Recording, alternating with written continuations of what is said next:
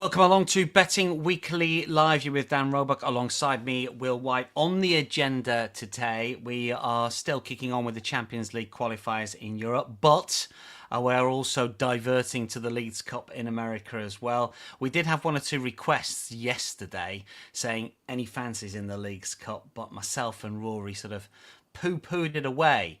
But the first text I got from Will White this morning was, are we doing the Leagues Cup today? So I think it was RHM, amongst others, that was asking for Leagues Cup. Will, this is in your wheelhouse, apparently. How are you? How's your summer? Yeah, doing well, mate. Good day to everyone out there watching. I do like a bit of Leagues Cup. And despite kind of being out of the game for the past couple of weeks, even professional gamblers have to go on holiday at some point and take some time off. Always got my finger on the pulse of competitions such as the Leagues Cup. So, yeah, I was very happy to hear we'd be talking about it. And I've got a few angles coming up later. But obviously, we've got to start with and we've got to cover the Champions League qualifiers because it is arguably the bigger tournament. I mean, I think we'd all agree it's the bigger tournament just by a little bit. But, yeah, how are you doing anyway, Dan? Yeah, not too bad. It's starting to get a little bit busier for me. We've got pre-season friendlies for commentary and so on. I'm on duty for the North London derby tomorrow. I mean, it's a strange one because I know that from an English point of view, English bookmakers' point of view, because it's Premier League teams, they will take more money on a game such as Arsenal-Tottenham tomorrow than they would do maybe on a Champions League qualifier. It's those Premier League names, I guess, Will, that attract bettors. One thing I do know, though, from bookmakers' point of view as well, is that they tend to price them up quite late because friendlies, you know, we don't really cover them on the show at all. In fact, we don't. But, you know, bookmakers are a little bit wary, so much squad rotation. I mean, do you look at them at all? I personally don't from a betting point of view. I used to look at, or better put, not be able to resist friendlies. But what I've found as time's gone by, like you say, the bookmakers are leaving it later and later to price things up. And liquidity is much lower in the Asian market. And so you can't really get much on. And like I said before, I've got to take some time off. You know, during the season, I'm 7 days a week, all guns blazing, following everything. Got to have a couple of weeks off. And I think friendlies, yeah, they've become much, much lower priority for me as time's gone by. Byron says, raise your hand if you live bet the under in the Liverpool friendly early this morning at the 55-minute mark. What happened in that? I don't know. I should have read this comment before. Presume there was lots of goals or no goals after 55, Byron. Rick says, morning all. Dave as well. Stephen Lynn, morning guys. Duncan as well. D. Johnson says, let's go. Leagues Cup, Will, is simple. Bet against the MLS. It worked last night pretty well, as Will said to me just before we came on air. But I'd looked at one or two stats suggesting that maybe MLS teams, you know, over the course of the tournament have dominated this. I don't know why that is. We'll get to Will's thoughts on that in the second half of the show. Hi guys, good to see Will back on the show, says the real Brendan King. Dave Clark cashed on Tigres last night. That was nice. Hi both, and thanks Dan for the Red Star tip yesterday. Yeah, we played the Asian line there, which was -3. They won 5-1. When it got to 4-1, when Red Imps got one back, I did worry a little bit. But in the end, we did get over the line with that one. We had one or two winners yesterday. Hopefully you're on Gremio as well. And we had Copenhagen to 0 in clean sheet. And we had one or two goal scorers that cashed as well. So it's a decent day yesterday. Hopefully we'll do something right for you today. Chris Graham, have I heard that right? Leagues Cup. The Leagues Cup. The Leagues Cup.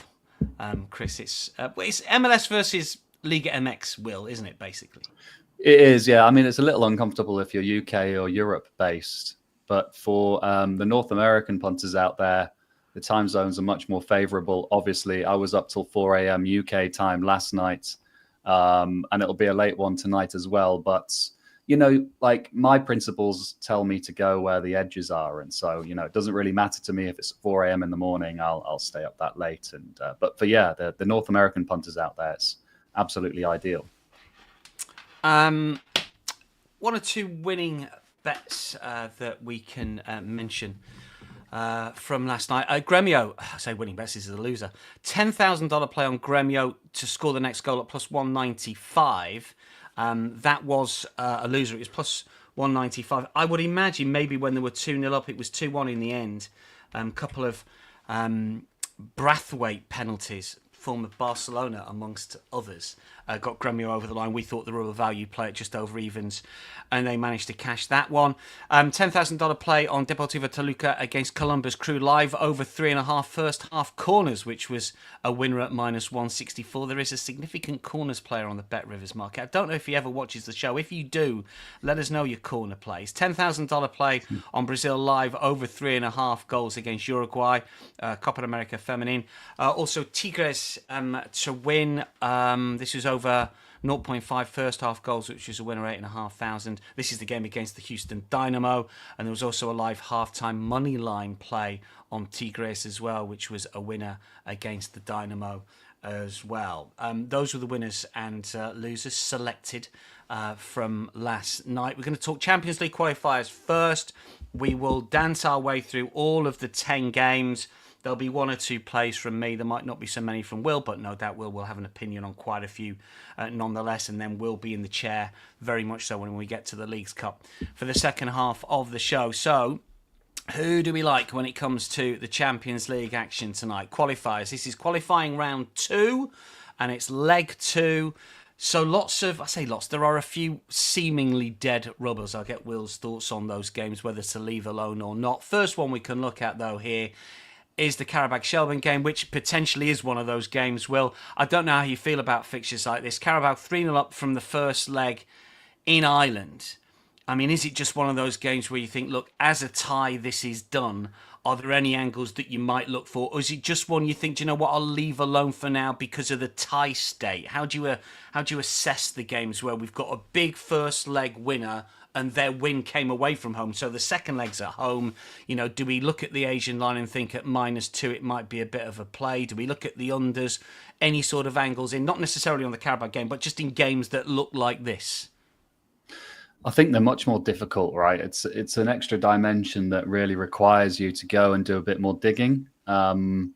Personally, this game, for example, I'm completely avoiding it because if I wanted to get involved, I'd have to go and watch highlights of the first leg. I'd have to go and read the press conferences or watch the press conferences to figure out and do things like, you know, read the local press to try and figure out just how motivated both teams are going to be here, right? How motivated are Shelbourne going to be? I don't really know very much about Shelbourne, so I'd have to go and learn about their motivations here. Qarabag, you know, they could sit back or they could go for it at home. It's really hard to say. What I do know is that I think Qarabag are quite a good team. Generally, I'm quite high on them. I know very little about Shelbourne.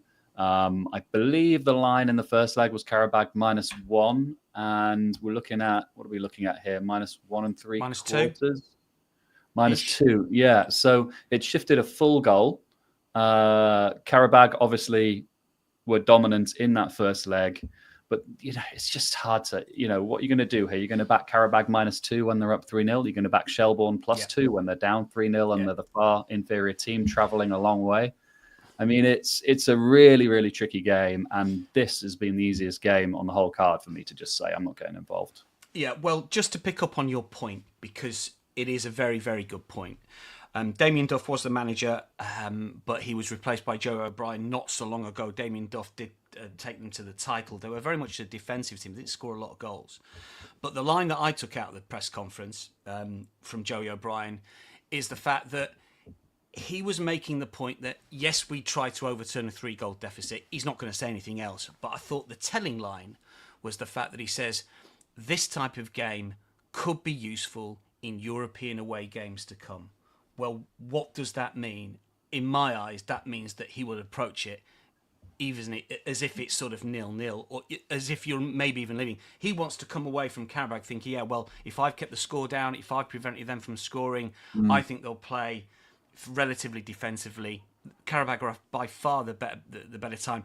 You've got to remember that all these teams will be dropping into another European competition. It's not one and done at this stage for them. They will get another go in Q3 of the Europa League. And I think Joe O'Brien is basically saying, look, let's see what might happen in European games to come. Effie's put under 3.5 in the Qarabag goal. I mean, under 3.25 is -122. I won't put anyone off that one, simply because I don't think he's going to go gung-ho. I don't think he thinks this is it. We're out of Europe if we lose this, because they're not. I think it's going to be a game that Qarabag, whose season hasn't started yet, incidentally, they're just going to want to manage it. I tend to think under, it might be one of those very easy Qarabag 1-0, 2-0. A little bit like we saw from Copenhagen yesterday against Tritza. They were up from the first leg and just managed the game from there on in. That would be an angle in for me. Well, I don't know if you sort of agree with the sort of principle on that. I mean, what do you think? As RMH says there, RHM, sorry, maybe Qarabag and under 4.5 is a decent way in, because you've got an extra goal and a quarter in your favour, and it's hard to see Qarabag not winning the game. I'm not sure what the odds would be on that, maybe minus 130-ish or something like that. But yeah, you've gone and you've read the press conference, or you've watched the press conference, and that's given you an edge here, right? And I think that those are lengths you need to go to really try and find the value in these type of markets when we don't really know the mindset of both teams, especially Shelbourne. A different game when it comes to the next game that we're just going to briefly chat about, because we've not got plays in a lot of these. We spent a lot of time on the Shelbourne game, and it's basically no bet, although I might have a look at under 3.25. The Malmo RFS game throws up another sort of question for you, really, Will, here. Look, Malmo won 4-1 in Latvia. They were maybe a little bit fortunate according to expected goals. They're in good form at the moment. They will go through. They're minus 315. They've drifted a little bit over the course of the last few hours, but they've got a big game in the Swedish top flight at the weekend against Maccabi, who are top of the table at the minute. Team news is going to be important. Are those the type of things that we should be looking at as well? I mean, it's sort of leave alone for me. There might be a slight angle, but just when a team has got a big game at the weekend, they're already comfortably up. They're playing at home. They can rest players. I mean, there's a lot of ingredients for just leave this alone, isn't there, really? Yeah, I do actually have a bet in this game, funnily enough. It's kind of based around what you were saying about maybe Malmo are going to have their priorities lie elsewhere. And the fact that, Malmo aren't particularly defensively strong, at least from what I can see and what I know about Malmo. They did concede in both legs versus Iberia in the last round. They conceded in the first leg here. Both teams to score yes is around about even money. So minus 103. It's quite interesting to me, that. Yeah, I looked at sort of first half goals. I noticed that Malmo are top of the table for first half only in Sweden. Whether they'll want to get something done quickly, I don't know. I mean, to me, it's a massive team news play. If they're strong, I might look to sort of get with them, but generally leaving alone. Is that just a lean for you in the game, Will? Is that just a sort of general thought on it? Yeah, I think it's a lean. I do also remember. I think I remember Steve saying from previous shows that Malmo have got a pretty deep squad.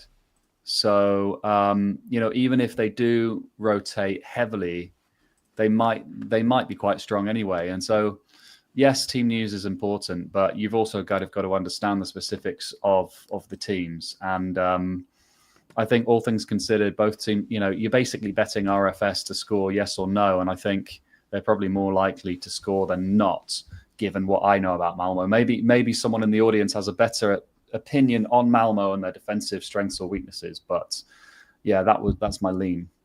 Yeah, sorry, as Feki rightly points out, it's not this weekend, that Maccabi game. It is their next fixture, but it's the weekend after.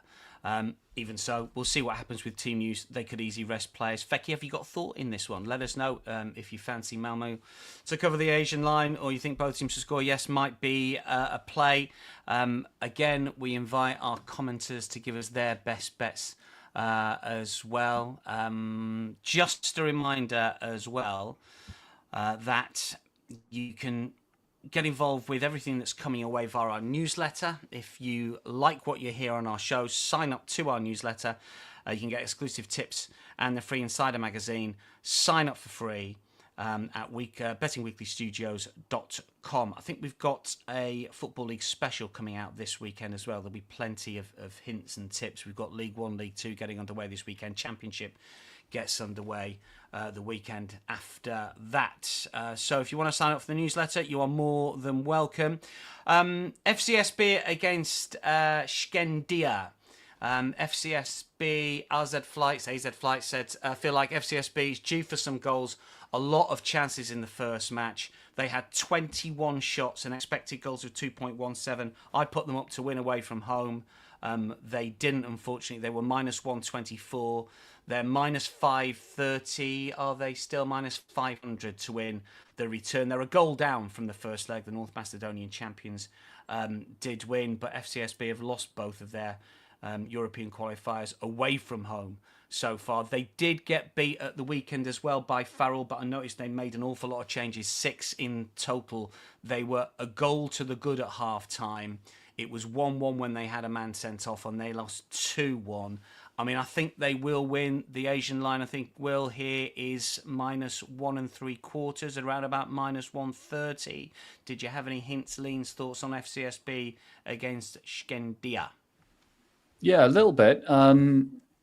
The line in the first leg was FCSB minus 3/4, and it's moved all the way to, well, it was 2 when I wrote my notes here, because I was actually going to tip up Shkendija plus 2 goals at minus 116, but now that's into the minus 130 odd, and the main line is plus 1 3/4. And basically, my preview says that there's about a quarter of a goal in this. So it's now moved to where I thought it should be.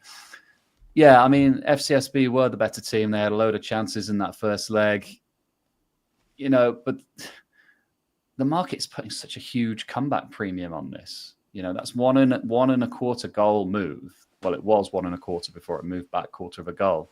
That's a lot.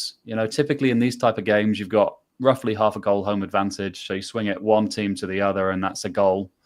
And the market was pricing it up at 1 1/4, so giving it kind of a quarter goal comeback premium, but low confidence. I don't really know much about Shkendija, apart from the fact that they're North Macedonian champions and I'm butchering their pronunciation. So, I think at plus 2, I'd be interested, but not 1 3/4. 1 3/4. They got knocked out last season, season before last, by Haverfordwest County. Yes, I was going to mention that, our favourite team. I was just looking at something relevant. I mean, Opta ranking, you've got a team ranked 172 in FCSB against a team ranked 900. I mean, I know you say about that premium. I mean, I think they'll go through. Put it that way.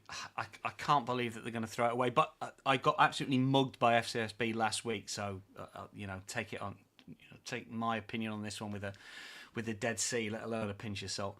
One thing I would say, I looked at the lineup for their weekend game. David Michalescu looked like he played as a striker, and he scored, and then was taken off. He's a right winger looking at other lineups. If he plays up front, anytime goal scorer plus 165 might be a little interest there. He did score against Inter Escaldes in their 3-1 home win. Doesn't score a lot, but if his position has moved, that might be a little bit of an angle. I think Tanase is suspended, right? So I think Niculescu will be starting up front. So yeah, I like that. What did you say? Plus 165 anytime? Plus 165 anytime goal scorer. There's no shots on target market. There isn't, I don't think, for any of these games.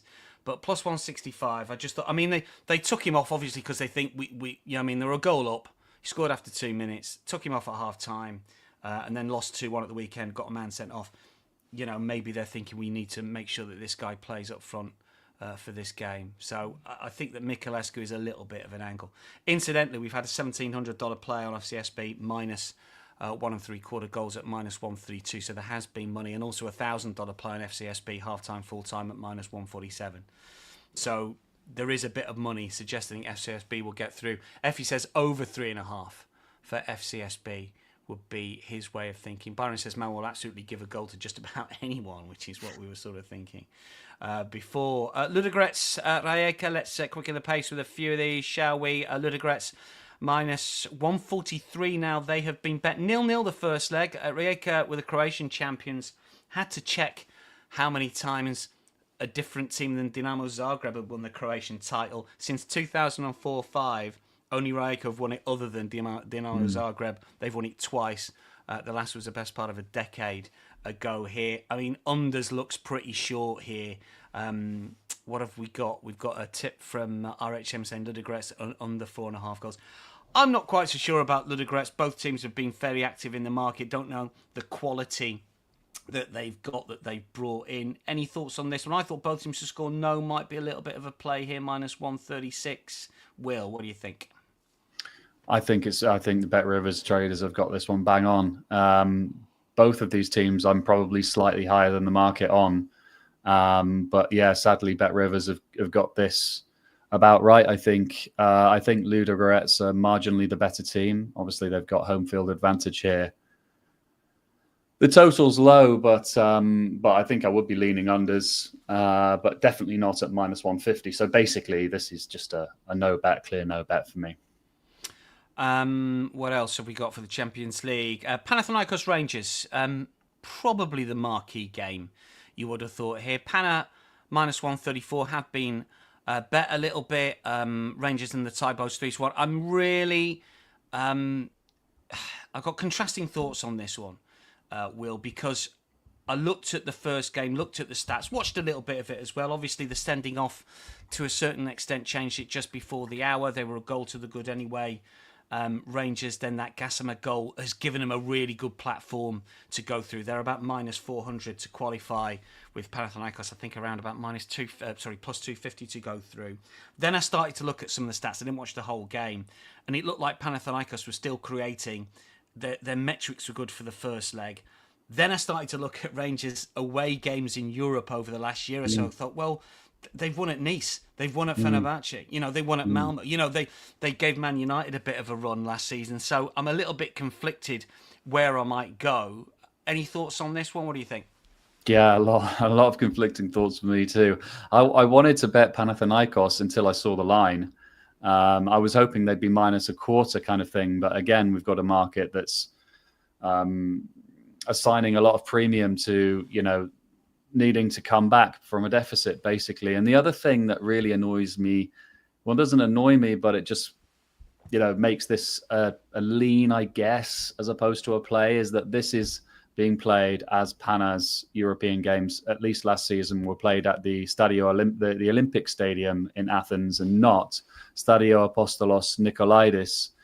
And you could say, well, the Olympic Stadium's got 4 times the capacity. There'll be more fans. Surely that's to their benefit. But I don't believe that's the case. I actually think I'm a fan of looking at actual stadiums and precisely looking at how close the stands and the fans are to the pitch. The Olympic Stadium's got the 8-track running track, 8-lane running track running around it. So there's a fair distance to the pitch. And the Apostolos Nikolaidis can be quite an intimidating place to go. Greek teams typically enjoy large home field advantages, but I just think that's kind of watered down here for Panathinaikos. I went back and I watched the highlights of that 4-1 home loss to Chelsea in the Conference League last season, and the atmosphere did not look intimidating, and that was Chelsea's B team. So that has put me off. But yeah, if Panathinaikos were -1/4 here and it was 0-0 kind of first leg, I'd probably be looking to back them, but I can't when they're -134 for the win. I thought Juricic, I should say, was interesting. 3 shots last week, all on target. Missed 2 big chances, according to the Opta stats. Got 11 goals last season, +240 anytime goal scorer. If you think he's going to be put in the same sort of position as he was last week and actually convert, yeah, I think Panathinaikos might win, but Rangers might go through. I don't know. I think Panathinaikos are definitely the better, not definitely, but I think they're the better team. But I think Rangers have got this kind of grittiness away from home in Europe, and it's hard to be opposing them at short minus money. We had Lewis on the show last week, and his angle was obviously, new coach, not got any experience in European football, and can be a little bit chaotic with his opening games, and has been when he was at Southampton and other clubs. Any sort of view on Russell Martin in charge? Is he a coach that you like, dislike, wary of? I mean, he's a coach I like, but I take on board Lewis's point and lack of European experience, and I think that's important. I mean, he's got his first game out of the way, and they performed well and got the 2-0 win. But then, how relevant is this kind of, like I was saying, this kind of Rangers grittiness away from home in Europe and winning at Nice? How relevant is that with a new manager that's lacks the experience in Europe and stuff? It's an unknown, but I do think fundamentally he's an interesting manager and quite an innovative one. So, yeah, I can see Rangers being upgraded this season. $900 play on over 3.5 goals at plus 190, incidentally. Most of the money is on overs. Most of the cash is on Panathinaikos on the money line. First page of Champions League matches there. Of those 5 games, anything that you would put forward as a play from yourself or keeping your powder dry for the Leagues Cup a little bit later on? I mean, if Mikulescu starts, I put him up as a anytime goal scorer at plus 165. Anything for you, first page? Yeah, the Malmo RFS, both teams to score yes at minus 103. That's the best play out of those games for me. Effie says both teams to score yes in Hungary. Is that the Ferencvaros game? We'll get to that one in a sec. Under 2.5 in Bulgaria talking about. Effie says Lean Tel Aviv game to go extra time. Yeah, we'll get to that one next, in fact. Maccabi Tel Aviv against Pafos. This is a game that is not taking place in Israel. Obviously, it's taking place in Serbia. Pafos don't play their home games at their home ground. They play at Limassol. I quite like Pafos. I commentated on them a few times last season. They've got a really good manager in Juan Carcedo, who was assistant to Unai Emery at PSG, Arsenal, Sevilla, amongst others. They've got some decent Brazilians, but they conceded a 90 plus 10 minute equaliser last week to scupper those that back Pafos, and the odds have basically been reversed here with Maccabi Tel Aviv at minus 114. There's been a little bit of support. Anything, do you think, in that game, Will, for you? Interesting fact, I actually go to Pafos. Well, I have done the last 3 years, and I'll be going again this year in November. I go to play tennis in Pafos every year. So, interesting fact, if anyone's interested, probably not. Have you ever seen Pafos play? No, I haven't. Been out there? Get along. It's a dream of mine. It's on my bucket list. But yeah, I mean, they're an interesting club, right? They really are. And yeah, I lean Pafos plus a half here. Right around about minus 120. I just don't think the full goal swing is justified, given that it's not a full home advantage. I mean, it's far from a full home advantage for Maccabi, but I've got this sneaky feeling that Israeli teams generally are underrated in European competition. So I'm staying away, but a small lean on Pafos plus a half.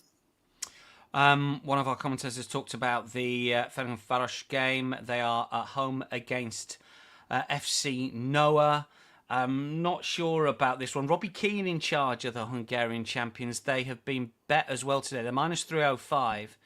They are holding a 2-1 lead from the first leg in Armenia. FC Noah did have more of the ball and matched them in terms of opportunities, but Ferencvaros did win the XG battle. Not quite sure about this one. I thought Ferencvaros maybe to nil at plus 123, but it's a game I'll probably leave alone. I mean, the Opta rankings put Ferencvaros well clear, 122 to 466. Anything here? It's another one of those games that the home team won the away leg, so they're in good control of the tie here, Will. Yeah, I mean, we quite regularly support Noah on this show, I feel. But I think Ferencvaros have just got a little bit too much quality for them. They are a pretty good team. I quite like Ferencvaros. I wanted to back overs here, was hoping for over 2.75, but at 3 heavy minus money, it's just too high for me to get involved. But, like you said, it's hard to really know exactly how this game will play out. But for me, Noah, the feeling I have about Noah is they're an overs team. And so if it was 2.75, I'd be interested, but at 3, not so much. This is a game that I'm going to completely leave alone. It is a Breidablik against Lech Poznan. Lech Poznan 7-1 up from the first leg. It was 1-1, and then Breidablik had a man sent off. Lech Poznan are the favourites here at minus 106. Anything to say in this? I mean, 7-1 just makes it a no bet for me. I think Lech are a good team. I think Breidablik can be tricky at home, but at home in November, December, during the group stages, not at this point in the season where, the weather in Iceland is not that inhospitable. So yeah, nothing to do here for me either. What about Salzburg against Brann? It's another one that saw the away team win last week, 4-1 up from the first leg. I mean, this is incredible, well, isn't it, really? Salzburg are involved in Q2 Champions League qualifiers, yet they were in the Club World Cup. I mean, make that make sense. Played 3, won 1, draw 1, lost 1 out in the States. They won an Austrian Cup game at the weekend. They'll probably win. I guess it was a bit disappointing for Brann. There's 2 goals very late on, but XG-wise, Salzburg were too good and are probably going to be too good again here, I would have thought. Yeah, I'm interested in these kind of teams like Red Bull Salzburg, like PSG, that obviously went to the finals of the Club World Cup, and then they have the Super Cup game coming up in a couple of weeks against Spurs. I'm interested to see like when these guys are going to get some time off. If they've managed to kind of like take 3 weeks off while staying semi-fit, and how they're going to come back. You know, in Salzburg, they were massively opposed in the first leg here. Brann, all the money came for Brann, and Salzburg looked really good. They've got a couple of really good signings in the off-season in Kratzig from Bayern, I think, and Liner as well. Like those, you know, pretty good players to bring in, I think, at this level. And it was pretty one-sided the first leg. In terms of a betting heat, this is difficult because the market has now realised that either Salzburg are much better than they were expecting, or Brann are worse. I think Steve Wiss would be the man to ask about that. Gun to head, I'd be looking to back Salzburg on the money line, and over 2.5. It comes in at about -110, but watch out for Oscar Gluck. Stefan Leiner, you mentioned, didn't realise he'd joined. Didn't get too much of a go at Borussia Mönchengladbach last few seasons, but good player. Yeah. And they didn't win the Bundesliga, the Austrian Bundesliga last season, did they? And I'm just looking here, Sturm Graz won it by 2. So that's point of order with Salzburg. They might be a little bit better this season. They did not have a good season. Yeah, they might do it. Look, last game before we get into some Leagues Cup action. And this is my bet of the day. I'm intrigued to know what Will thinks about this one, because I put up Viktoria Plzen last week, and they didn't win. They were beaten by Servette, but I think Plzen will win in Switzerland, and I think they'll win comfortably. And I think there's 2 bets, and well, there are going to be 2 bets that I've had. I like Plzen -1 plus 143. Plzen to qualify plus 110. I don't rate Servette at all. If you looked at all the stats from last week, Plzen created 6 big chances, didn't take any, 25 shots, over 2 XG. Servette somehow managed to win. I'm not quite sure how. They conceded an awful lot of goals. They were beaten 3-1 by Young Boys match day 1 of the Swiss League. They conceded 10 goals the last 3 games last season. They conceded 55 goals last season in the Swiss League, still finished second. Don't know how they beat Plzen 1-0. I'm all in on the Czechia side. Don't talk me out of it, Will White. No, I'm not going to talk you out of it, but at the same time, I'm not really going to back you up. I mean, yeah, I'm a contrarian by nature. It's really hard for me to back Plzen here at, -1 line that you're referring to when they were kind of -1.25 at the first leg. You're right, though. They were a much, much better team. They did not deserve to lose that game. But the market's aware of this and has them at minus money favourites away from home. So I think they probably will win, but it's not a play for me. 1 or 2 pointing out that Oscar Glock is on his way to Ajax as he had his move. Hells, says Barek Levau, says Glock probably won't play since he's on hold for his move to Ajax. Yeah, Effie pointing out that as well. I presume he's a prospect, is he? He's a good player. Is that the word? Just looking Oscar Gluck. Yeah. He's a very good player, yeah. Yeah, 10 goals last season for Salzburg, came through at Maccabi Tel Aviv by the looks of things. So nothing in the Plzen game for you? No, nothing in the Plzen game. My best bet, Plzen will win. They will win easy. Stand on me. I'm on a winning streak at the moment. So the other thing that I thought of was Vidra, who we put up last week. I said he's a streaky striker. He scored 2 on match day 1 of the Czech League. He didn't score in midweek, obviously. Then he goes and scores at the weekend, typically. But he's a little bit bigger, plus 148. Should he start? Vidra, who is a bit of veteran status these days, but 4 in 6 is in decent form. He scored a number of sort of groups of goals last season. He got 5 on the spin over the course of last term. And then he goes a little bit dry, he goes a little bit quiet. But if you're looking for a goal scorer in that one, I would suggest Vidra might be the man to play. But then he drew at Lazio last season. They've got some good record away from home. They're a much better team than than certainly Servette.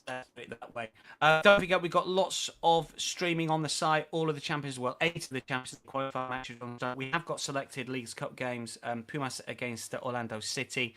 That Burda game that quite a few of you have been talking about is streamed as well. Lots of friendlies. Strasbourg, Udinese, Brest Le Havre, Monaco, Torino, Fenerbahce, Lazio, and Coventry against Real Betis. Also the ATP action from Toronto and the WTA Tour event from Montreal. Let's get stuck into some Leagues Cup action for you. I mean, first thing I've got to ask you, I mean, we sort of referenced it right at the top of the show. I just looked at the last few years. 6 of the 8 quarter-finalists last 2 years have been Major League Soccer sides. Major League Soccer sides have won the last 2. Begs the question, do Liga MX sides take it seriously, Will? Yes, they do. Yeah, they definitely do. I think that's just a bit of an anomaly and kind of variance, basically. If you looked at the betting markets in previous seasons, generally sharp money's come for the Mexican teams. They're well supported as well in the United States, obviously, with the large Hispanic population. You know, MLS teams by default have the home advantage in every game where they play against a Liga MX team here, which is a bit strange, but is it really a home advantage? I mean, so many tickets are bought by Hispanic fans in the various, especially in places like Texas, California, the kind of more Hispanic, highly populated kind of states. So I don't know, like last night, 4 of the 6 ties were won by, or was it 5 of 6? 5 of 6 of the ties were won by Liga MX teams.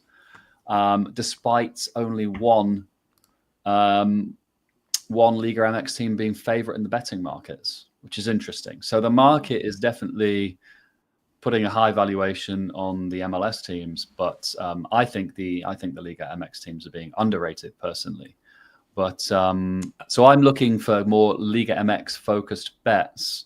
But there's an even stronger trend which I'm looking to exploit, and that's over 2.5 trend. 4 of 6 last night went over 2.5, and an astonishing 57 of 77 last season. That's ridiculous. 57 of 77. Do the odds reflect that, Will? Can we? Well, that would imply what, over 2.5? It should be minus 300 or something. But you know, there are quite a few games here where you'll see over 2.5, minus 125, minus 120, and those, needless to say, really, those are the games that I'm looking to get heavily involved in. A says FC Montreal were unlucky not to beat Lyon. I was watching along with the tennis yesterday. Effie says over 2.5 in the Portland and Pumas games. And Duncan says there should be an England-Scotland version of the Leagues Cup. Didn't we have an I'm thinking Anglo-Italian. Didn't we have an Anglo-Scotland thing at one stage? We might have done. Duncan, not sure I'm old enough to remember that, Dan. Maybe others. We had the Anglo-Italian Cup was great. I mean, basically, it just ended up in a massive fight between sort of odd parts of the lower league, English teams and Serie B sides. That was always a bit wild. There's some crazy stories if you Google that. Let's talk our way through the teams, through the games in the Leagues Cup. You're not going to get too much from me / nothing. You'll get plenty from Will. Minnesota United, Loons in action against Queretaro. Any thoughts here? Over is minus 175 here. Loons, great stadium. Minus 205. What do you think on the top one, Will?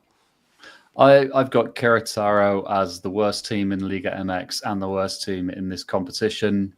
Obviously, the market expects Minnesota victory, but you're not going to get rich backing MLS teams at very short minus money in this tournament. So I'm avoiding it, but gun to head, it'd be Minnesota win and over 2.5 goals, which comes in at about minus 110. So that kind of does look okay, but not one of my top games.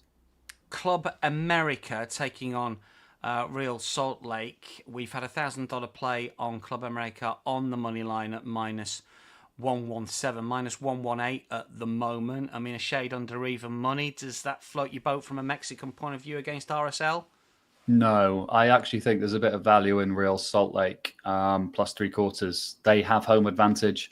And I believe in Utah, the home advantage will be slightly more real than in other potential venues for this tournament. It's played at semi-altitude, at some sort of altitude, and I'm not sure that the Hispanic following there is going to be as strong as it would be in the likes of California and Texas or Florida. But, correct me, I may be wrong with that, but according to my ratings, I've got Real Salt Lake should be more like +0.5, maybe even verging on +1/4 here. So I do see value in Real Salt Lake. I won't be backing them. It's only a lean because of the kind of overperformance of the Liga MX teams so far. But I do like over 2.5. This is one of the games where over 2.5 is -120-ish. And I think that's appealing. I believe Club America quite strong defensively, but Real Salt Lake, MLS teams in general, they're just absolutely full of goals and they can't keep clean sheets. So over 2.5 in these games, anything kind of -120 like this game, I think it's huge value. So that's my play here, over 2.5. Blinker God says Club America in horrible form, just 1 win in 5 by the looks of things here. And yeah, they were beaten by LAFC in that qualifier for the Club World Cup back in early June. And finally, Timbers, in this page at least, against Atletico San Luis, Providence Park. Don't know what sort of crowd they get for the Leagues Cup games, but I mean Providence Park is generally packed to the rafters for MLS games. It is one of the best soccer stadiums in the United States by any stretch of imagination, mainly because Portland have had a team for a long time and they buy into it. I mean, they've got the Thorns there as well, haven't they? Timbers -129 here. Will, any thoughts on this one? I think there's a little bit of value on Atletico San Luis. My ratings make Portland closer to quarter goal favourites, but it's low confidence this. Portland have been quite poor for a while and they're missing one of their key players, Anthony. But I do think they've got quite lots of quality in the squad. So I'm reticent to oppose them with full confidence. Just a leans Atletico San Luis +0.5, -103. I think also there's probably not going to be that big a kind of Hispanic contingency there. So, like you say, maybe the home field advantage will be massively skewed towards Portland. So very low confidence in that one. Zolo Aji says altitude not an advantage for Club America play in Mexico City. Talking about the previous a good point. game. Yeah, that's a good point. It is indeed, yeah. And just going back to what you were talking about with the supporters, it always amazed me. We had the Gold Cup, of course, and we talked about it in one of the shows. And I said, look, Mexico get through to the final because they played the final. Was it in Texas somewhere? I can't remember exactly where. So the vast majority of the fans are going to be Mexican. We've seen it an awful lot. Whenever USA used to play Mexico in World Cup qualifiers, they play in Columbus, and they play.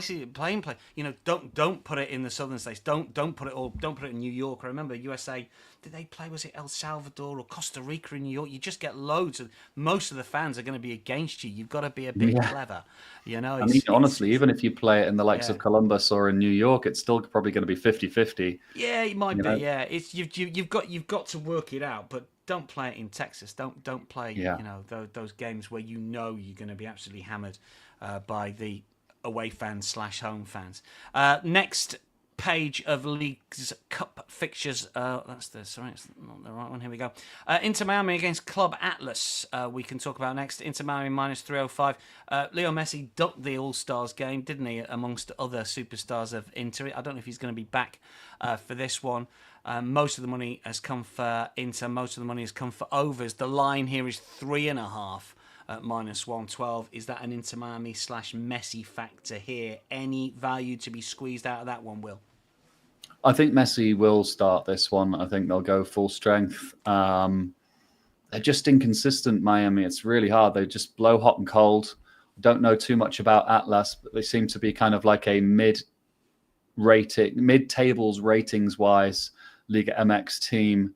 Miami are just super leaky at the back, and I can see Atlas scoring, but then again, both teams to score, is very short at -170 odd. It might be worth some pizza money on Atlas over 1.5 goals. It's +225. Team total? Team total, Atlas over 1.5, so to score 2 or more. It's a big price.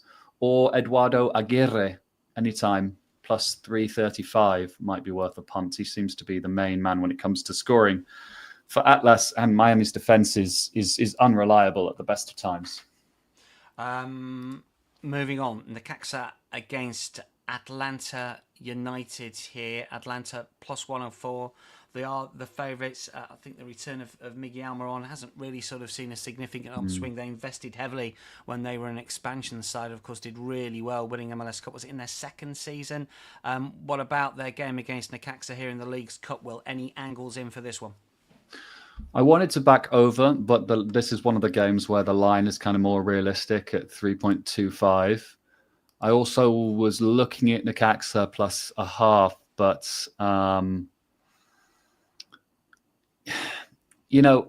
Atlanta have been poor, very poor recently, but they do have a lot of quality in their squad. The likes of Almiron, Miranchuk, Latte Lath, etc. And they've got some key defensive players back from injury. So I'm going to be leaving this one. But if anything, I think it would be Necaxa plus a half. But the Atlanta Stadium is awesome. It's brilliant, isn't it? They do get big attendances there. There'll probably be quite a few Mexican fans there. So it's probably going to be one of the better atmospheres of the night. But yeah, just a lean Necaxa plus a half over 3.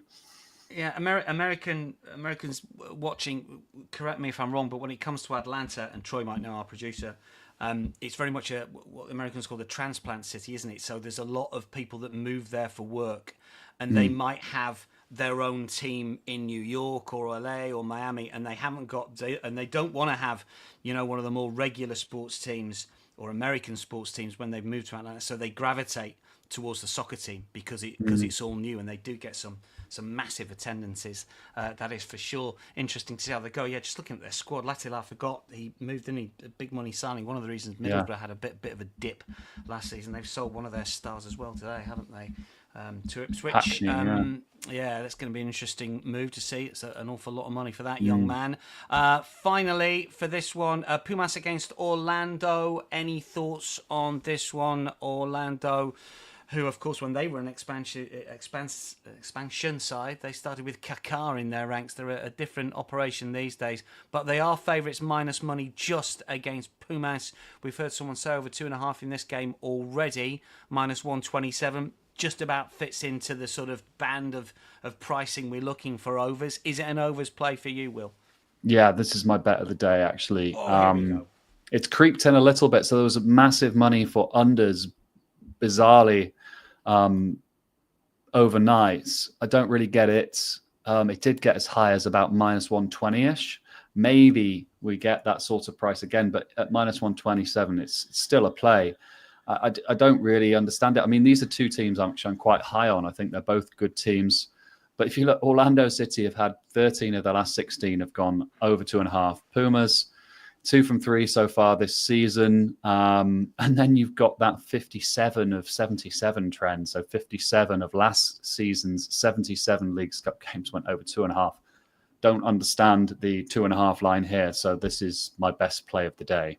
Not surprisingly, 94% the money, 77% the tickets on overs for this game. It is a live stream on the site as well. Not every single Leagues Cup game is streamed, but Pumas against Orlando will be through the BetRivers app or through your betrivers.com account if you have one. If you haven't, sign up, you'll be able to watch it, and hopefully we'll be cheering on the goals and get over 2.5. Orlando on the money line, 64% of the cash, 51% of the tickets on Pumas, so fairly evenly split when it comes to that one. Just before we wrap things up then, Will, just to circle back, best bet in terms of Champions League, do you have a best bet or best lean when it comes to the Champions League action coming our way tonight? I think best bet in the Champions League would be the Malmo RFS, both teams to score yes, around about even money. And then the Leagues Cup, I mean, take your pick. The best bet is the Pumas Orlando over 2.5, but also lean Pumas plus 3/4 there. I don't think there's that much between these two sides, and also likely to get a lot of Hispanic supporters there in Orlando. And then, I mean, basically anything you can get over 2.5 on, like around about minus 120 is a bet in Leagues Cup as far as I'm concerned. Come on then, pull back the curtain and tell us what your MO is going to be. You say you're going to be watching these games or just across these games? What are you looking for ahead of kickoff to make you have a play or lean it alone? Can you tell us? Can you give us a little bit of a steer of what you're going to be looking for in the odds or not? That's a no, ladies and gentlemen. This time in the season, Dan. Honestly, this time in the season, there isn't enough information Right. in regards to pre-match market movement patterns for me to be looking. I'm looking to identify any patterns and make a note of them. Yeah, but Are you betting those games now then, or are you going to wait till before kick-off? I mean, you're always saying it's a great piece of advice. You either bet early or you bet late. Maybe it doesn't apply to the League's Cup. But are you looking? Will you be just across it, just looking for a few little market tweaks between now and kickoff, basically? I've got an idea of the things I want to back and the prices I want to back them at. Those two Leagues Cup games, so the Real Salt Lake game and the Orlando game, already overs is definitely at target for me. So I'm backing it now, or I've been backing it already. Maybe some money will come for unders in the other games where I potentially like overs, and overs over 2.5, for example, will come into range. Maybe I think it's unlikely, but it might do. And then I think in the Champions League qualifiers, I don't know. There's going to be a bit of team news, right? We were talking about Osnabrück, we were talking about Malmo. Maybe there'll be some shocks that will make me reconsider or take a bet, or maybe Shkendija comes back to +2, which I was interested in earlier on. So it's all about price, and it's about preparing, like at what price, at what odds would I be willing to bet any outcome, really. I'm kind of agnostic as to what the outcome actually is. I'm just looking to back something at odds that are bigger than the true probability of it happening. Got it. So basically, you've got what you want in your mind, or not in your mind, as far as you've worked it out with your models. And if they hit that price, you're going to bet. And if they don't, you'll leave alone. But you'll wait and you'll see exactly how the market may move, or it might not do. Interesting. We'll see how the market develops with all of the games today. An awful lot to go at. Barak Lever says Malmo's lineup is out. I'm not quite sure who we were waiting for when it from a Malmo point of view. I mean, I said wait for team news. Basically, Steve Wiss isn't with us, so I've got no idea who's good and bad in terms of that one. Yeah. Do you know what I mean? Well, what I do, I mean, I've done it with a couple of these games. It's you look at the weekend game, or you look at the first leg, and you see how many changes they made, and you see if they made significant changes. There's a bit of legwork in it. If you don't know, you can do it if you don't know the leagues. If you do know the leagues, you sort of know almost instantly, don't you? Do you know what I mean? It's just I wouldn't advise it though. I wouldn't advise plowing into any team where their opponent has made like 6 changes. Like you've just got to kind of have a bit more of a knowledge of the teams and the players themselves, and the loads, especially later in the season. It might be an advantage kind of making 4 or 5 changes than playing the 11 that you played 2 days ago or 3 days ago. We had a text conversation a week ago, and it's not necessarily about the players going out, it's the players coming in, and if they're similar level, and as you say, if their loads have been different, and you know that they can play the system, sometimes it doesn't matter so much. There are players that can just play. Certainly in the Premier League, I always think that I mean, obviously team news can be big, certain players, but I don't dwell on it too much if it's sort of like for like, or the level just drops a bit, because it's, if it fits into the system and the way that they train, the way that they play, I don't think it matters as much as people make out. But, yeah, exactly. Great stuff, Will. Thanks for your input. Many thanks to everybody who has joined us over the course of the last 54 minutes or so. Still to come today, we've got the tennis. Tim and Mitch are with you. Hardball, it's Adam and Albert. Fast break, all the basketball chat with Doug and Wes. That is your lot from myself and from Will. I'll be back on Friday. Simon's in the chair tomorrow. Look forward to that. Good luck with your bets tonight. Hopefully we'll have a successful Wednesday punting.